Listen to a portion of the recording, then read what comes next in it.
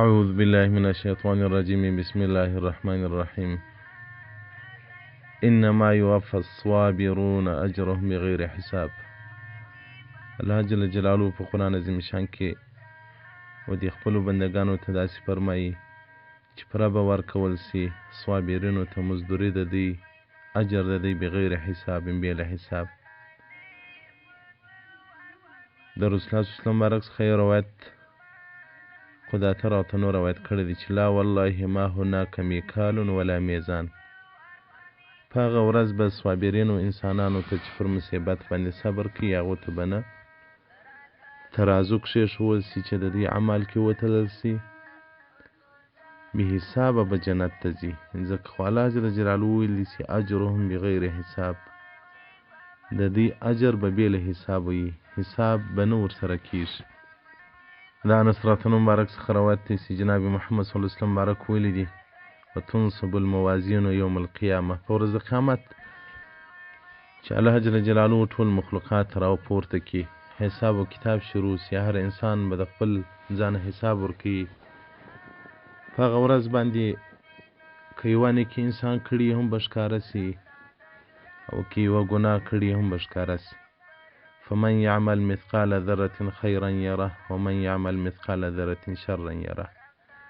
د یوې ذرې د خیر حساب به هم وسي، د یوې ذرې د شر حساب هم وسي. نو رسول الله صلی الله علیه وسلم وایي موازین ترازو به نصب کړول سي.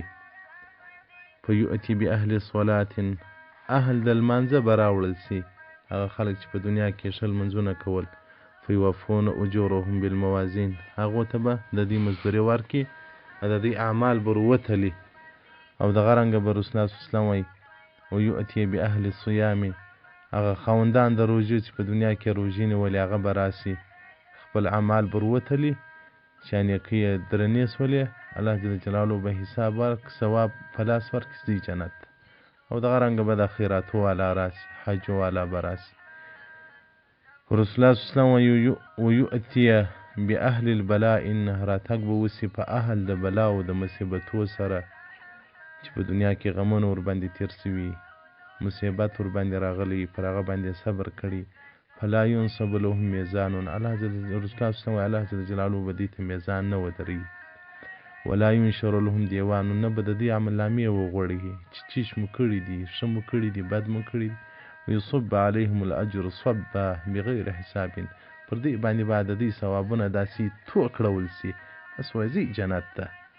رسول الله صلی الله علیه وسلم حتی يتمنى اهل العافیه، هغه په دنیا کې چې عافیت یې درلودی، مریضان نه وله، غم یې نه درلودی، مسکینان نه وله، هغه به تمنا وکړي انهم کانوا فی الدنیا تقرض اجسادهم فی المقارض، هغه وایي کاشکې په دنیا کې موږ د خپل بدنونه په غچي په بیاتي باندې ټوټه ټوټه کړی وای، اوس به مو دغه د درد او د تکلیف او د زحمت او د غم جریان به الله مشترک کړی وای. نو په ورځ قیامت چې څومره انسان په تکلیف وي په دنیا کې حالت به د اثرات وي. عز الدنیا ذل الاخرة، ذل الدنیا عز الاخرة. په دنیا کې څومره سړی معزز وي، څومره جوړ وي، څومره اثرتمن وي، څومره خواهشات پوره وي، هلته به د غومره تنګلاستی وي. او که په دنیا کې څومره د سړي دردونه وي، په دنیا کې څومره پر سړي مصائب وي، څومره تکالیف وي، هلته به د غومره د حساب اسانه وي، د ده به کار سم وي. او دغه رنګه د حسن بن علي رضی الله عنهما څخه روایت وایي سمعت جدي رسول الله صلی الله علیه وسلم، هغه د خپل نیکه څخه مې اورېدلی دي، هغه رسول الله صلی الله علیه وسلم بارک شي چې هغه ویل ان فی الجنة شجره، جنت کې یو درخت ده، هغه ته شجرة البلوا وایي. رسول الله صلی الله علیه وسلم بارک وایي ویؤتي باهل البلاء یوم القیامة، دا اهل د مصیبتو، د غمو، د تکلیفو دا به راوړل سي په ورځ د قیامت. فلا يرفع له دیوان ولا ينصب له میزان، نه به دوی ته عملنامې ورښکاره کړول سي او نه به دوی ته ټولو ترازو ودرول سي. یصب علیهم الاجر صبا، دوی ته به رسول الله صلی الله علیه وسلم الله جل جلاله وایي خپله مزدوري ورکړي. ځکه دغه آیات رسول الله صلی الله علیه وسلم تلاوت کوي انما یوفى الصابرون اجرهم بغیر حساب. او دغه رنګه د عبدالله بن مسعود رضی الله عنه مبارک څخه روایت دی وایي یود اهل البلاء یوم القیامه، په ورځ د قیامت هغه د مصیبتو خاوندان چې غمونه ورباندې ورغلي، په دنیا کې تکالیف ورباندې ورغلي، په دنیا کې زحمتونه ورباندې ورغلي، هغه به وایي کاشکې په دنیا کې دا زموږ بدنونه په غچیو، په بیاتیو، په چړو باندې ټوټه ټوټه سوي وای، خو اوس به زموږ نور مقام لوړ سوی وای. تفسیر در المنصور جلد 12 صفحه 619. د معاذ بن جبل رضی الله مبارک څخه روایت دی، وایي ماته ابن لی، زما یو زوی مړ سو. وایي رسول الله صلی الله علیه وسلم مبارک ماته یو خط راواستاوه، په خطه کې دا لیکلي وو من محمد رسول الله لا معاذ بن جبل السلام علیک. د محمد چې د الله جل جلاله رښتینی پیغمبر دی، د هغه له طرفه څخه سلام دی و معاذ بن جبل ته. رسول الله صلی الله علیه وسلم مبارک په خطه کې لیکلي وو احمد الله الذي لا اله الا هو، د هغه رب حمد وایم چې یو دی، واحد دی او شرک نه لري. اما بعد، ورسته له حمد او له سلام او له الله دې ستا د مصیبت عوض درکړي، او الله دې اجر درکړي، او الله دې صبر درکړي، او الله دې شکر درکړي. رسول الله صلی الله علیه وسلم مبارک ورته لیکي. رسول الله صلی الله علیه وسلم مبارک ورته وایي ان نفوسنا و اموالنا، په تحقیق سره زموږ نفسونه او زموږ مالونه او زموږ اولادونه، دا ټول دا د الله جلاله له طرفه یو تحفه د مشترک کول سوي دي، یو امانت ته مشترک کول سوي دي. دا د الله له طرفه یو امانت ته مشترک کول سوي دي. موږ پر دې باندې نفع او ګټه اخیستلی سو الی اجل معدود، تر یو معلومه وخته پورې، ویقفزها لوقت المعلوم، تر یو وخت معلومه پورې موږ پر دې نفع اخیستلی سو. دا امانت چې الله را کړی دی، که زموږ بدنونه دي، که زموږ اولادونه دي، که زموږ قریبان دي، که زموږ مالونه دي، دا د یو معلوم وخت لپاره الله موږ ته موقت را کړی. ثم افترض الله علینا الشکر، الله پر موږ شکر فرض کړی ده، که موږ ته یو څه راکړي، نعمت راکړي. والصبر اذا ابتلا، او صبر پر موږ فرض کړی دی چې په شي کې موږ مبتلا سو. رسول الله صلی الله علیه وسلم مبارک څه ورته وایي کان ابنک هذا من مواهب الله، دا د هغه تحفو د الله څخه و چې تا ته یې درکړی دی، دا هغه یو امانت و چې الله تا ته درکړی دی، تا ترې څه وخته پورې پر هغه باندې نفع اخیستله، خو الله هغه امانت بیرته له تا څخه واخیستی باجر کبیر، په یو ډېره غټه مزدوري باندې ډېره غټه مزدوري درکوي، که چیرې ته صبر وکړې او الله ته ځان تسلیم کړې. نو رسول الله صلی الله علیه وسلم مبارک ورته دا یو امانت یې الله را کړی ده، هغه یې درڅه واخیستی په یو اجر عظیم باندې. په دنیا کې خو چې موږ یو بل چا ته یو شی امانت ورکړو، په خواست یې ورکړو، نو بل وخت چې ځینې وغواړو زما شی راکړه، د دې هېڅ نه ورکړو، بېرته شی ځینې غواړو. الله چې موږ ته هر څه امانت را کړي دي، دومره غټ احسان را باندې کوي چې هغه امانت بېرته راڅخه اخلي، پر هغه باندې بیا عوض او ثواب هم راکوي. نو رسول الله صلی الله علیه وسلم مبارک و معاذ بن جبل رضی الله مبارک ته صبر وکړه، دغه اجر عظیم له لاسه مه باسه، هغه په بې صبري باندې وځي. واعلم پوه سه یا معاذ بن جبل ان الجزع لا یرد میتا ولا یدفع حزنا، دغه ژړا او بې صبري کول دا مړی بېرته نه راژوندی کوي او نه غم په لرې کېږي. رسول الله صلی الله علیه وسلم مبارک دا د توصیه ور واستوله، دا خط یې ور واستاوه. نو هر مسلمان باید د رسول الله صلی الله علیه وسلم دا خط چې معاذ راتنو ته استول سوی دی، په دې باندې موږ کفایت وکړو. او وهب بن منبه رضی الله عنه وایي وجدت فی التورات، په تورات کې مې 4 خبرې داسې متصلې هغه په 4 لیک کې راغلي وي. من قرأ كتاب الله تعالى فظن أنه لم يغفر له فهو من المستهزئين بآيات الله، که څوک د الله کلام وایي او بیا په دې کې شک ورولري چې ما الله زه نه یم بخښلی، دا نو د الله په کتاب قرآن ملنډې وایي. دوم دا لیکلو من شک مصیبة، که چا شکایت ته یو مصیبت وکړي چې پر ده نازل سوی، فإنما یشکو ربه، هغه د الله شکایت کوي، هغه د خپل رب شکایت کوي. او دریم داسې لیکل سوي وه ومن حزن على ما فاته، که چا پر هغه شي باندې غم وکړي چې هغه پاته سو، لکه اولاد چې مړ سړی نو بیا غم پر کوي، نو فقط سخط على قضاء ربه، د نارضایي ښکاره کړه د الله پر قضا باندې. او څلورم دا لیکلي وو ومن تواضع لغنین، که چا د ماړه سره تواضع اختیار کړه د ده د دنیا په خاطر باندې، نو دریمه حصه د دین یې ولاړه. انس بن مالک راته مبارک وایي د رسول الله صلی مبارک مجلس ته یو صحابي راکلی زوی ورسره او بل وخت نه رالی. رسول الله صلی مبارک ورته وویل صحابه کرامو ته چې پلانکی چیرې دی؟ هغه وویل دغه خو زوی زوی کړی. رسول الله صلی مبارک ویل درځئ چې ولاړ شو د خپل ورور تعزیه او فاتحه وکړو. کومه چې رسول الله صلی مبارک ورغلی هغه ځوان هغه خاوند د دې کور ډېر غمجنه و. بیا ویل یا رسول الله زه ضعیفه یم او دغه یو زوی مې و هغه هم لاړی وفات کړی اوس په دې باندې ډېره غمګیني ښکاره کوم. رسول الله صلی الله علیه وسلم مبارک څه ورته وایي په جواب کې؟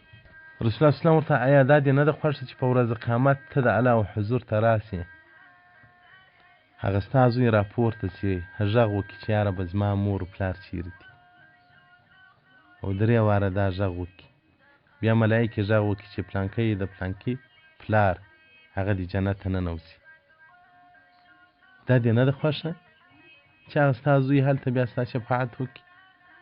وایي د هغه سړي څخه د غمګیني او دا خوابتیا ټوله ولاړ. او دغه رنګه د ابي درداء رضی الله عنه څخه روایت دی وایي د سلیمان علیه الصلاة والسلام زوی وفات سو نو په وجد علیه وجدا شدیدا ډېر پر غمجن سو چې زما زوی مړ سو. سلیمان علیه السلام چې مشهوره نبي دی وایي دوی ملایکې الله جل جلاله ورته راواستولې د ده په مخ کې کښېنستې یوې ملایکې عرض وکړي. سلیمان علیه السلام ته عریضه وکوله چې ما غنم کرلې وه دغه بل نفر رالی زما غنم یې ټول راڅخه ورېبل. سلیمان علیه السلام هغه نفر ته مخ ور واړو چې تا ولې د غنم ریبلې دي؟ هغه ورته وایي چې د په لار کې غنم کرلې وه عمومي لار وه عامه لار وه خلک پر تېرېدل نو چې موږ رالو غنم مو ورېبل لار مو خلاص کړ. سلیمان علیه السلام د کښت خاوند ته مخ راواړول دا خو ته ملامت چې په عامه لار کې دي کښت کرلی دی دا ځای د غنمو دی چې ته یې کرې؟ سلیمان علیه السلام ورته ویل دي پر لار باندې غنم کرل دي اما علمت ان لابد للناس من الطریق ای ته په دې نه پوهېږې چې انسانان مخامخ یو لار غواړي پر ځي به؟ هغه ملک څه ورته وایي؟ فقال له الملك لم تحزن على ولدك ته ولې پر اولاد غم کوې؟ اما علمت ان الموت سبیل الاخره ای ته په دې نه یې خبر چې مرګ د اخرت لار ده اخرت ته به سړی په مرګ باندې ورځي. سلیمان علیه السلام پوه چې دا خو د الله استازي دي الله را استولي دي ندامت او پښیمانتیا ښکاره کړه چې زه به بیا غمګیني نه کوم بیا به زه غم نه کوم. نو محترمینو په مرګ باندې خوا مه بدوئ په تکالیفو باندې خوا مه بدوئ الله موږ ته پر دغه باندې ډېر اجر او ثواب راکوي. تنبیه الغافلین صفحه 122 الصبر على المصیبه باب الصبر على المصیبه. او د عبدالله بن مبارک رحمت علیه څخه روایت دی هغه من اصیب بمصیبه که یو چاته یو تکلیف ور ورسېدی نو دی دې په هغه ورځ باندې داسې اعمال کوي لکه څنګه چې تر مرګ له مخه پنځمه ورځ څنګه اعمال کول څنګه خوشحالي کول په هغه ورځ دې دغه خوشحالي کوي لکه څنګه چې خوراک څښاک یې کوو د دغه مصیبت څخه مخکې په دغه ورځ باندې دې هم هغه رنګه خوراک کوي هغه رنګه دې څښاک کوي. ځکه په حدیث کې راځي من سعادة العبد د هغه نیکبختیو څخه د انسان رضاء بقضاء الله تعالی رضا د الله په قضا سره. حدیث ترمذی رقم 2150 کې روایت کړی. او دا عبدالله بن عباس رضی الله مبارک څخه روایت وایي اول شیء كتبه الله في لوح المحفوظ په لوح محفوظ کې چې الله اولنی شی ولیکي دا تورې ولیکي إني أنا الله لا إله إلا أنا محمد رسولي زستاسو ربیم بل رب نلري یو زمو ربیم لایق د عبادت بل څوک نسته لما سوا محمد الرسول محمد زما رسول دی. ومن لم يستسلم لقضائي، هر هغه څوک چې زما قضا ته نه تسلیمیږي، ولم يصبر على بلائي، کم مصیبت غم چې ده ته ما ورکړی دی پر هغه صبر نه کوي، ولم يشکر نعمائي، او زما پر نعمتو باندې شکر نه ادا کوي، فلیتخذ له رب سوای، هغه دې نو له ما څخه بل رب پیدا کړي، بل رب خو نسته، هغه یو رب دی. او په لوح محفوظ دا لیکلي ومن استسلم لقضائي، که څوک زما قضا ته تسلیم سو، وصبر على بلائي، ما چې کوم مصیبت غم درد مسکنات مرض هغه فقدان د اولاد یې مړ سي، اولاد یې ورک سي، پر هغه باندې صبر وکړي او زما پر نعمتو باندې شکر ادا کړي، کتبته صدیقا، الله وایي زه به په صدیقینو کې ولیکم، وبعثته مع الصدیقین، زه به په صدیقینو کې راپورته کم چې 3 طبقې په ورځ قیامت شفاعت عظما کوي، او به حساب او به کتاب د عرصات پر میدان به سپین مخ ولاړي، نبیین و صدیقین و شهدا. او د غرنګ ملائکې او انسانانو ته، هغه مؤمنانو ته چې په دنیا کې صبر کړي، داسې ورته وایي سلام علیکم بما صبرتم، سلامتیا دې پر تاسو باندې په سبب دغه چې په دنیا کې تاسو صبر کړی. او دا مصیبت او بلاوی زموږ دپاره امتحان دی. موسی علیه السلام په یو دښته کې را روان دی، یو ځوان درندګانو خوړلی دی، چرلی دی، یو هډوکی یو ځای پروت دی، بل ځای پروت دی. موسی علیه السلام الله جل جلاله ته عرض وکړي چې یا ربه دا مؤمن به څومره په تکلیف باندې وژل سوی. نو درنده او چرموش لیوه چې انسان خوري خو اول وارې تر غاړه نه نسي، که په هر ځای شرور وکول په هغه ځای وکول، نو پر دې به څومره زحمت څومره تکلیف تیر سوی. الله جل جلاله ورته وایي یا موسی انه سألني درجة، ده په جنت کې مقام غوښتی راسه، خو دی په خپل عمل باندې نه سوی ورته رسېدلی، په ابتلیته ما مبتلا کې په دې مصیبت باندې چې هغه درجې و د جنت یې ورسوم. نو هر څه مصائب چې پر موږ راځي دا زموږ د آخرت لپاره ذخیره ده او د آخرت توشمه ده. تنبیه المختارین د امام شرانی رحمت الله صبحی او سلنیویمه. او د صحابه کرامو او د تابعینو په زمانه کې به انسانانو په ځان باندې غم خور، د ځان په غم کې به و چې قریب به مړ سو، په هغه کې به نه وله دی خو شو الله ته ورلی، هغه سخت مراحل د زکندنې پر ځان تیر کړلې، موږ به څه کوو؟ صحابه کرامو کې به دا نه معلومېدل چې د کوم قریب به وفات سوی دی، په فاتحې پر ځای د ټولو سترګو به اوښکې راکړي، قبر به د ځان دپاره یو عبرت ګاڼه. او بشر حفی رحمت الله علیه مبارک چې به جنازې ته ولاړی، له هغې خوا بیا دی په جنازه کې را اخیستی و.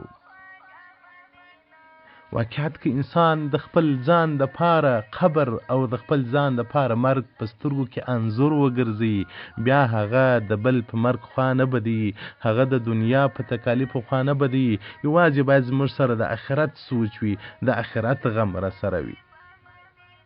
موږ خو اوس د دنیا شوق او د دنیا غم او د دنیا حب اخیستی یو، نو اولاد هم دنیا ده، ښځه هم دنیا ده، دا الله د طاعت څخه سوا نور شیان ټوله دنیا دي. نو موږ خو دنیا ته زړه ورکړی ده، نو آخرت مو ایله کړی ده، په دې وجې د اولاد په غم، د اولاد په درد، د ځان په درد هغه زموږ څخه الله هېر شي. ما ته کله کله دا ښځې راځي، زه سبحان الله د تعجب ورته پاتې سم چې دا ښځې به څنګه آخرت ته ځان رسوي. د لوڼو په غم لور واده سوه هراله، او د خپلې مور سره مې اکثره وخت دا وایي چې بس لوڼې پرېږدي، اولاد او مال فتنه دي، الله ویلي دي په زړه کې راځي الله ته موږ ځای ورکو، الله ته ځای ورکو، د الله مینه. که یو سړی د وخت څخه عادت دا جوړ کړي چې اولاد سره مینه راشي، دی دا ووایي چې یاره به ستا په مینه را بدل که، بیا به انسان د اولاد په مرګ باندې خوا نه بدي. طبیعي ده د اولاد په مرګ انسان خوا بدي، خو لیکن داسې انسانان مو لیدلي دي چې بیا فکر و شغل په لمانځه په هیڅ نه پوهېږي د اولاد په غم کې. باید سړی د خپل قبر په غم کې دومره سي.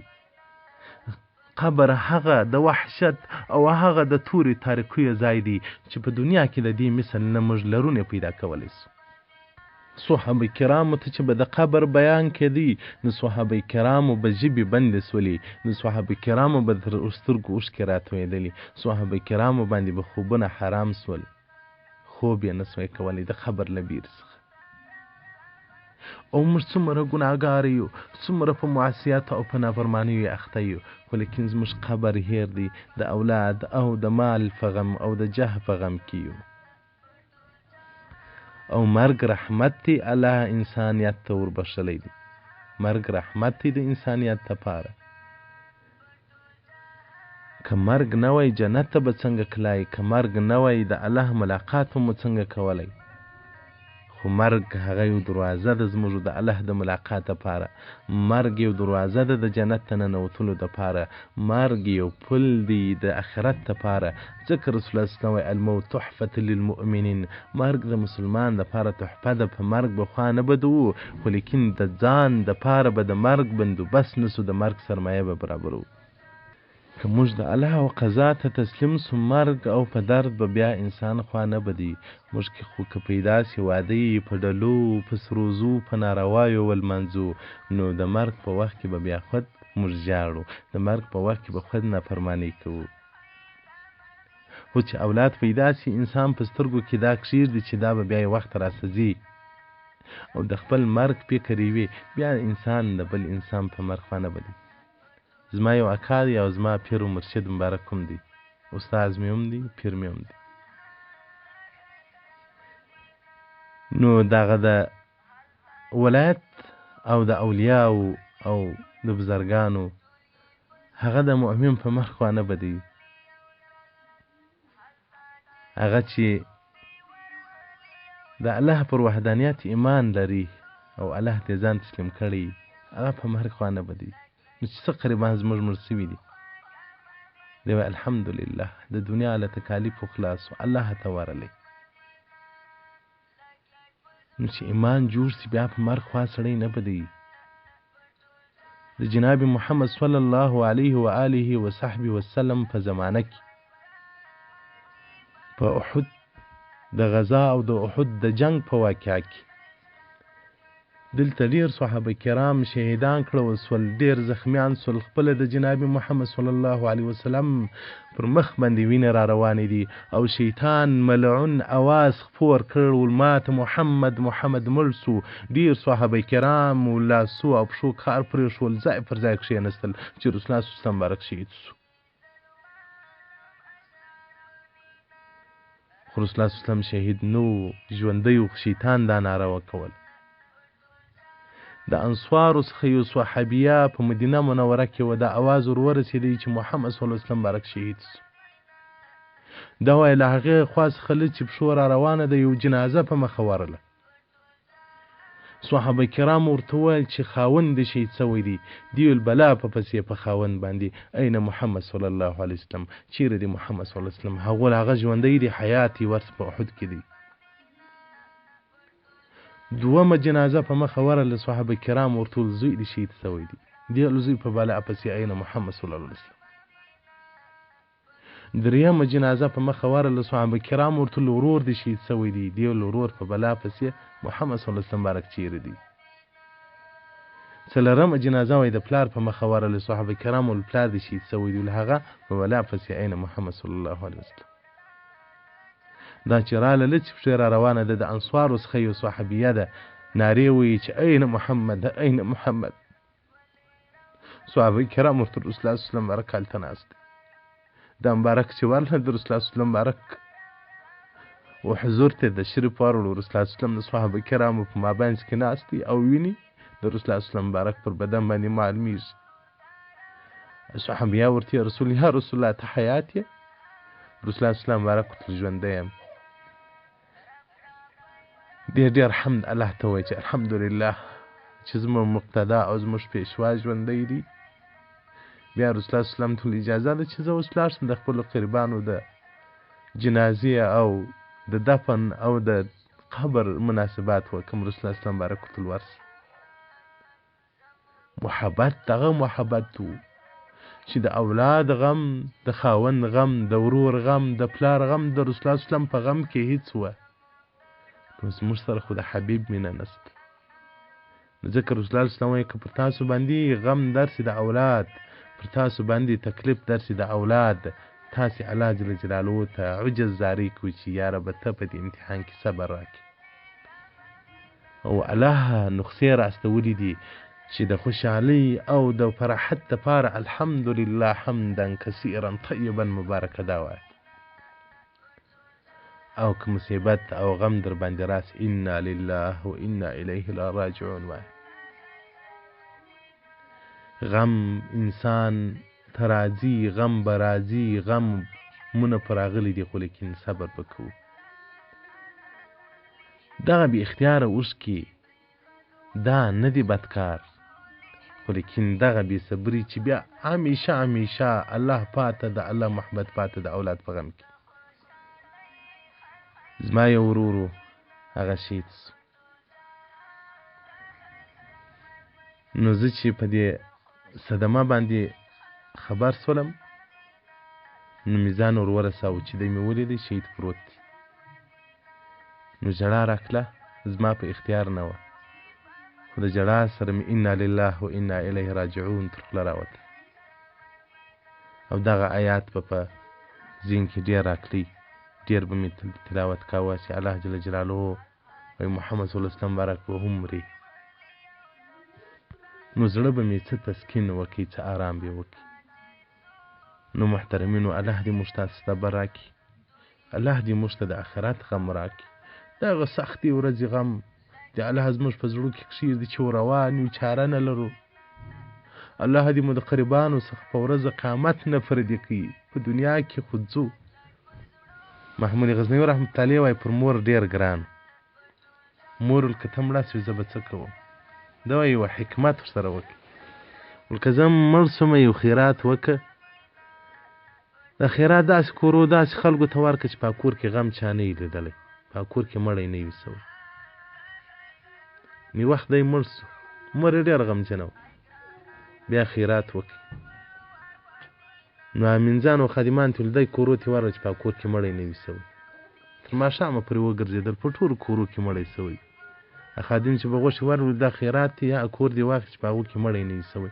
هغوی په موږ کې خو مړي سوي دي، اکا مړ سوی دی، پلار مړ سوی دی، نیکه مړ سوی. ماښام چې خادمین راغلو غوښې یې بېرته راوړل. ولکه په ټول ښار د غزني کې دی څوک نه و چې په کور کې مړی نه وي سوی. دی ویل اخ ما ته خو زوی د عبرت واقعه راښولې ده، دا خو په زوی په دې کې ما ته غټ پند راکړی ده چې په دې ټولو کورو څخه مړي وتلي دي، نو ته هم په ما پسې غم مه کوه. نو دی ویل زه به صبر کوم. نو مړي له ټولو کورو څخه وتلي دي او مړي به بیا وځي. خو الله دې موږ ته صبر جمیل پر راکړي. باید موږ چې مرګ را پیر سي، صدمه را پیر سي، الله ته مراجعه وکړو، الله ته ځان تسلیم کړو. او بیا چې په آینده کې د اولاد غم د مور سره وي، د پلار سره وي، باید هغه الله جل جلاله ته خواست وکړي چې الله دا د اولاد غم راسه ایسته که، د ده د غم پر ځای ستا محبت او ستا د نبي محبت را نصیب که. او خپل قبر سړی سترګو ته کښېږدي چې زه به واقعیت دې قبر ته وتلونکی یم او ځم به له دنیا څخه. بیا انسان ته د نورو غمونه فرق نه ورکوي، بیا به صرف د ځان په غم کې وي، د ځان غم به اخیستی وي. والسلام علیکم ورحمة الله وبرکاته.